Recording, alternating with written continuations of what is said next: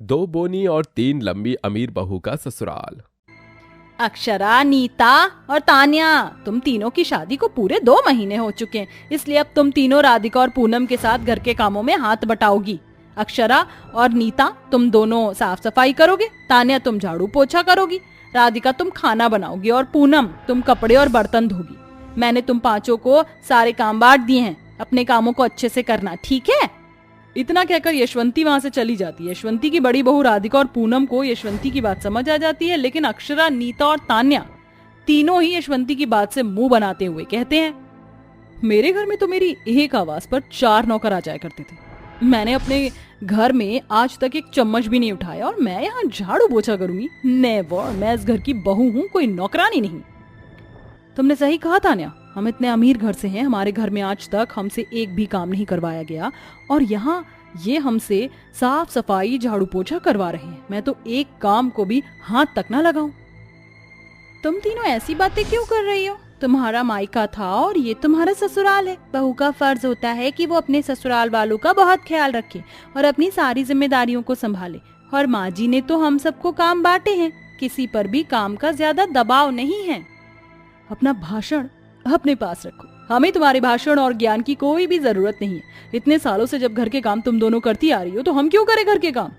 हम ठहरे इतने अमीर घर से जहाँ पर हमारी एक आवाज पर 4 नौकर आ जाया करते थे और अगर हमने एक भी काम किया तो हमारी खूबसूरती पर भी इसका असर पड़ेगा। लेकिन तुम दोनों को तो इससे कोई भी फर्क नहीं पड़ने वाला। तुम लोगों की ना तो शक्ल अच्छी है और ना ही हाइट, दोनों की दोनों बौनी हो ना। जाने माँ जी को तुम दोनों में ऐसा क्या पसंद आया कि तुम्हें इस घर की बहू बना कर ले आई?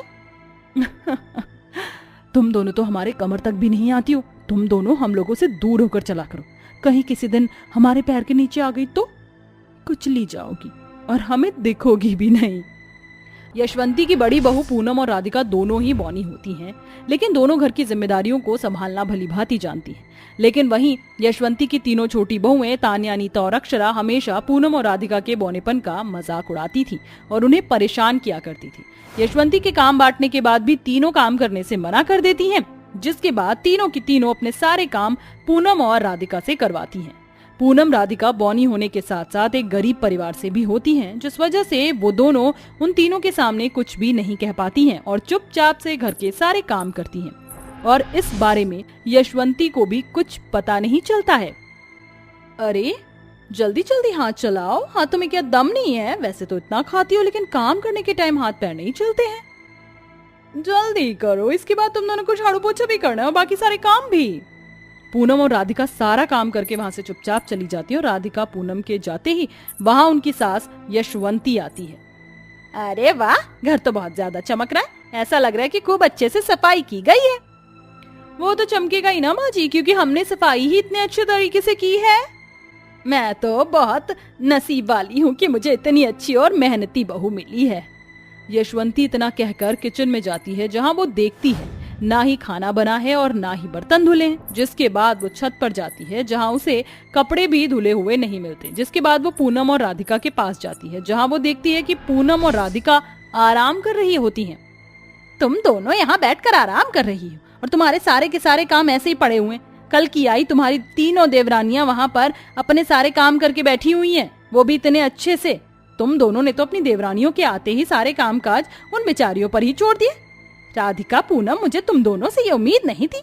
एक तो मैं तुम दोनों बौनियों को अपने घर की बहू बना कर लाई, ऊपर से तुम दोनों से अब घर के कामकाज भी नहीं होते। लेकिन माँ जी, मुझे तुम दोनों की अब कोई सफाई नहीं सुननी है, जाकर अपने काम खत्म करो। यशवंती पूनम और राधिका की एक बात नहीं सुनती और वहां से गुस्से से चली जाती है।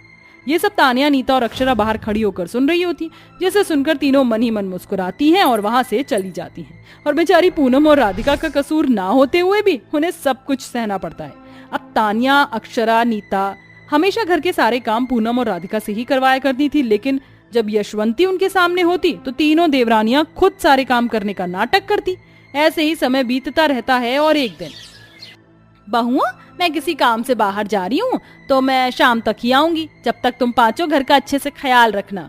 जिसके बाद यशवंती वहां से चली जाती है। यशवंती के जाते ही तान्या, नीता और अक्षरा अपने असली रूप में आ जाती हैं और अपने सारे काम पूनम और राधिका से करवाने लगती हैं और खुद बैठकर आराम करती हैं। तान्या, नीता, माँ जी कितनी बेवकूफ है ना, सारे काम ये दोनों बॉनी, राधिका और पूनम करती हैं और काम का सारा क्रेडिट हम तीनों ले जाते हैं। तीनों बैठकर खूब हंसती हैं, लेकिन उन्हें ये नहीं पता होता है कि पीछे खड़ी यशवंती उनकी सारी बात सुन रही होती है। अपनी तीनों बहुओं की बातें सुनकर यशवंती को बहुत गुस्सा आता है और वो चिल्लाकर बोलती है, नीता, तान्या और अक्षरा, तुम तीनों की वजह से मैं राधिका और पूनम पर गुस्सा करती रही और उन्हें ताने देती रही। उन बेचारियों का तो कोई कसूर भी नहीं था। ये सब तो तुम तीनों की प्लानिंग थी। वो तो अच्छा हुआ कि मैं अपना फोन यहीं भूल गई थी। अगर मैं फोन अंदर ना लेने आती तो मुझे इस साजिश के बारे में कभी पता ही नहीं चलता। तुम तीनों को मैंने अपनी बेटियों की तरह रखा, प्यार दिया, सारी जरूरतें पूरी करी, लेकिन तुम तीनों इस प्यार के लायक ही नहीं हो। निकल जाओ मेरे घर से अभी, और आइंदा मुझे कभी अपनी शक्ल मत दिखाना। पूनम और राधिका बहू, मुझे माफ कर दे। मुझे नहीं पता था कि ये इन तीनों की साजिश है। अगर पता होता तो मैं कभी भी तुम दोनों के साथ ऐसा बर्ताव नहीं करती। माँ जी, आप क्या कह रही हैं? आप हमसे बड़ी हैं और आप हमसे ऐसे माफी मांगती हुई बिल्कुल भी अच्छी नहीं लग रही। आपको सारी सच्चाई का पता चल गया, हमारे लिए यही काफी है।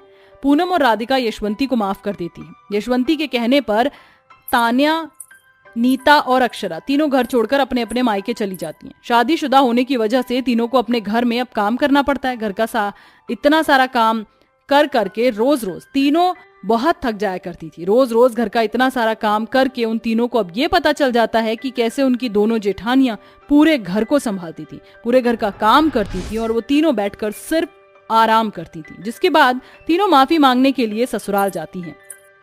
तुम दोनों यहाँ, तुम तीनों की हिम्मत कैसे हुई मेरे घर में कदम रखने की? माँ जी, हमें माफ कर दीजिए। हमें पता चल चुका है कि हमने जो भी किया वो गलत था।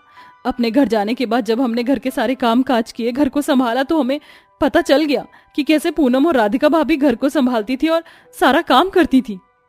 जी माँ जी, हमसे जो भी गलती हुई उसके लिए हम बहुत शर्मिंदा हैं। भगवान के लिए हमें माफ कर दीजिए। अब हम दोबारा ऐसी गलती नहीं करेंगे। यशवंती को अपनी तीनों बहुओं को पछतावा होता देख और राधिका, पूनम को, अपनी तीनों देवरानियों को अपनी गलती का एहसास होता देख पूनम, राधिका और यशवंती उन्हें माफ कर देती हैं। जिसके बाद अब वो तीनों की तीनों सुधर जाती हैं और अब घर की पांचों बहुएं अपने काम को अच्छे से करती हैं और घर की जिम्मेदारियों को भी पूरी तरह से संभाल। नरेंद्र और कल्याणी के 5 बेटे नील, आशीष, मोनू, अमन, केशव थे। उन्होंने अपने बेटों के लिए लड़की ढूंढ ली थी और फिर दोनों माता पिता अपने 5 बेटों की शादी धूमधाम से मंडप में कर देते हैं। फिर आशीर्वाद देने के साथ जब 5 लड़कों से सेहरा उठता है तो वो उनके बेटे नहीं होते। ये देखकर कल्याणी कहती है, ये सब क्या है? कौन हो तुम तो मेरे बेटे नहीं हो। हाँ बताओ, मेरे 5 बेटे कहाँ हैं, वरना मैं पुलिस को फोन कर दूंगा। बताते हो या मारूं? नहीं नहीं अंकल, हमें मत मारिए, हम तो सामाजिक विवाह करने आए थे यहाँ। क्या किया मेरे बच्चों के साथ तुमने? अरे कुछ नहीं हुआ माँ पिताजी, हम बिल्कुल ठीक हैं। तभी नरेंद्र और कल्याणी के 5 बेटे अपनी अलग धर्म की पत्नी के साथ अलग शादी के जोड़े में आते हैं। ये सब क्या हो रहा है, मुझे कोई बताएगा? और अमन, तू सफेद लिबास में धोती पहने हुए क्यों है? और तू पगड़ी तलवार के साथ क्या कर रहा है आशीष? और जरा केशव, मोनू को देखो, सफेद कोट पैंट पहना हुआ है और वो तो मुल्ले वाली टोपी में है। अरे माँ, ऐसे मत कहिए, इसे फुफिस टोपी कहते हैं। हाँ अम्मी जान, खुदा के वास्ते ऐसे अपशब्द ना कहिए, हम बिल्कुल बर्दाश्त नहीं करेंगे। ये क्या हो रहा है? बर्दाश्त तो मैं तुझे नहीं करूंगी। किस हक से तूने मुझे अम्मी जान बोला? मैं तेरी कोई अम्मी जान नहीं हूँ। तूने भी नील अपनी पसंद की लड़की से शादी की है। कहाँ की है तू भी बता दे। ये चारों तो अपने धर्म की ले आए हैं। देखो घर का बड़ा बेटा अब क्या गुल खिलाता है। माँ, धर्म तो हिंदू ही है तारा का, बस पसंद मेरी है। ये मैं अपनी मर्जी से शादी नहीं करना चाहता था, क्योंकि मैं पहले ही तारा को पसंद कर चुका था। हम भी अपनी पसंद की लड़की से शादी करना चाहते थे, क्योंकि काम के सिलसिले में हमारी मुलाकात इनसे हुई थी। मैं तारा, माँ जी, पापा जी, मम्मी जी, मैं साडी दूसरी बहू सी स्वीटी आशीष के नाल ब्याह करके आई हूँ। पैरी पोना दोनों को। हाय मॉम जी, hi father in law, I am your बहू मोनू जी की wife, I am from London. हर माँ जी, मेरा नाम इशिता होती है, आपका बेटा अमन मेरे को बहुत अच्छी लगती। मैं केरला से होती है, आपका बेटा केरला में काम करती, फिर हम दोनों को एक दूसरे को प्यार करती। और मेरे से तो आप बात कर चुकी हैं, पर मैं आपको अपना नाम बता देती हूँ, मैं फरत हूँ।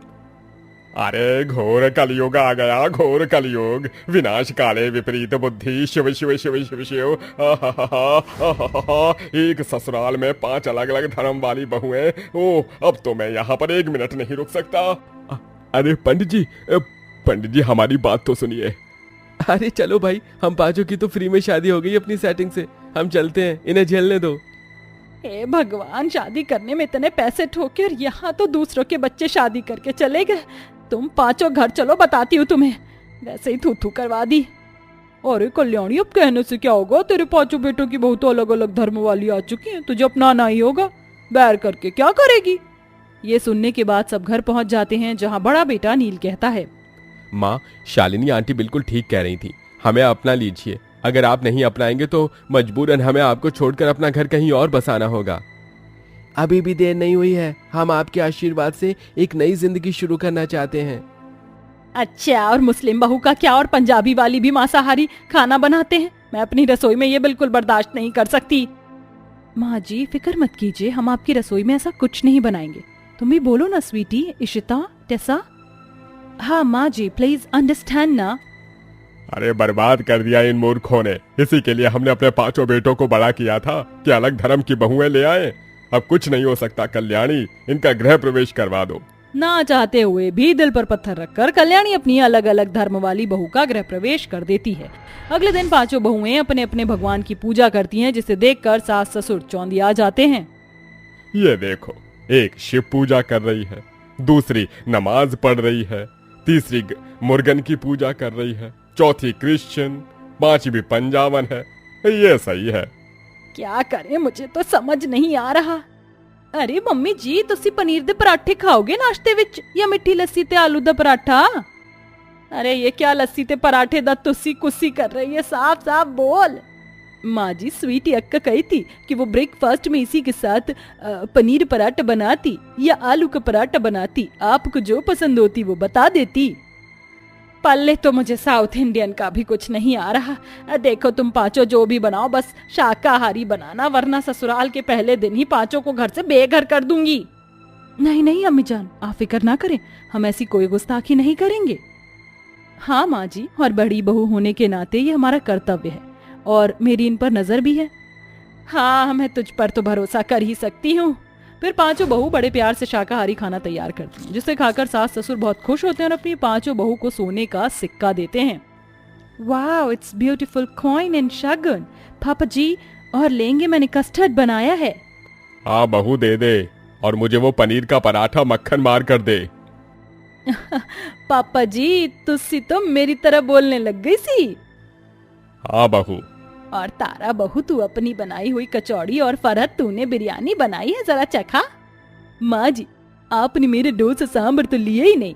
अच्छा, वो भी दे दे। इस तरह पहले ही दिन सास ससुर को अपनी 5 बहू पसंद आ जाती हैं, लेकिन थोड़े दिन तक उन्हें अपनी साउथ इंडियन, मॉमडन और क्रिश्चियन बहू की बातें समझ नहीं आती। और एक दिन तो 5 बहू की रसोई में बनती भी नहीं है, क्योंकि 5 अपने अपने पसंद का खाना जो बनाना चाह रही थी। फिर कुछ दिन बाद टेसा, फरहत और स्वीटी का चिकन खाने का मन करता है। बहुत दिन हो गए सी, अब मैं बटर चिकन और नान को बहुत मिस कर रही हूँ। मुझे बनाना है, पर माँ जी अपनी रसोई में बनाने नहीं देंगी, खाना तो बहुत दूर की बात है।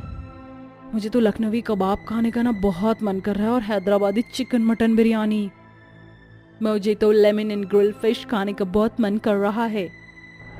मेरे पास आइडिया है, क्यों ना हम ये छत पर बनाएं, इससे माँ जी की रसोई भी गंदी नहीं होगी और हम अपने मन का भी खा लेंगे। हाँ, ये बढ़िया रहेगा। अगले ही दिन तीनों बहू अपने पसंद का नॉनवेज लाकर तारा के बनाए चूल्हे पर छत पर बनाती हैं और मजे से खाती हैं। फिर अजीब सी महक आती है और वो छत पर आ जाती है। आई माँ जी, आप यहाँ ऐसे ही आ गई, मुझे तो कोई बदबू नहीं आती। अरे बहू, आ रही है मुझे बहुत गंदी सी, जैसे कोई मुर्गा मछली खा रहा हो। हट जरा, तेरे पीछे स्वीटी बहू है, बल्कि तुम 5 यहाँ क्या कर रही हो? अरे ये लकड़ी और मसालदानी यहाँ क्यों है? चलो हटो। अम्मी जान, कुछ नहीं है, आप नीचे जाइए। लगता है तुम कुछ छुपा रही हो, हटो यहाँ से। ये कहकर कल्याणी अपनी तीनों बहू को हटा देती है, तो उसे प्लेट में मांसाहारी खाना दिखाई देता है, जिसे देखकर वो बहुत बौखला जाती है। अब तो गए। ये सब क्या है? छी, इसका मतलब इतनी गंदी बदबू इसकी आ रही थी। तुम मछली और मुर्गा अंडा खा रही थी, शर्म नहीं आती क्या? कहा था ना कि मेरे घर में ऐसा कुछ नहीं होगा, लेकिन तुम अलग धर्म वाली बहू ने अपने मन का ही किया। चलो निकलो मेरे घर से, अब तुम्हें यहाँ रहने का कोई अधिकार नहीं। और स्वीटी टेसा बहू, तू भी ऐसी निकली, मुसलमानी को तो समझ आता है। कल्याणी अपनी तीनों बहू का हाथ पकड़कर दरवाजे से उन्हें निकाल देती है। अम्मी जान, हमसे रहा नहीं जा रहा था नॉनवेज खाए बिना, इसीलिए प्लीज हमें वापस ले लीजिए। हाँ मम्मी जी, हमारे पंजाबी में भी बटर चिकन बहुत मशहूर है, मुझे बहुत मन कर रहा था और टेसा का भी, इसीलिए हम तीनों ने सोचा कि रसोई को बिना गंदा किए छत पर खाना बनाते हैं, लेकिन आपको इसकी गंद से पता चल गया। हाँ मॉम, प्लीज हमें माफ कर दीजिए। पापा जी प्लीज हमारी बात समझने की कोशिश कीजिए, हमने शुरू से ही तीनों ने ये सब खाया है, हम अपनी आदत छोड़ नहीं सकते थे। तुम पांचों मेरे घर में आ गई, लेकिन मेरे धर्म को भ्रष्ट कर दोगी ये नहीं पता था। कल्याणी समझने की कोशिश करो। देखो, अगर तुम्हें भी कोई अगर कहेगा कि रसमलाई नहीं खानी जबकि तुम शुरू से खा रही हो तो तुम रह लोगी। हमारी बहू अलग धर्म वाली है, अपनी संस्कृति को नहीं छोड़ सकती। कम से कम उन्हें उनके मन का करने दो। रसोई तो हमारी सही है ना, ऐसे मत करो, अपनी बहू को वापस ले आओ। अम्मी जान, हम दोबारा ऐसा नहीं करेंगे, हमारी गुस्ताखी माफ कर दीजिए। तभी कल्याणी को उसके पांचों बेटे भी समझाते हैं, जिसके बाद वो अपनी पांचों बहू की मानसिकता को समझ जाती है और अपने घर वापस बुला लेती है। उसके बाद तीनों बहू का जब भी नॉनवेज खाने का मन करता था तो वो बाहर ही खाकर आया करती थी। इससे कल्याणी को भी कोई परेशानी नहीं थी। इस तरह वो सब खुशी खुशी रहने लगते हैं।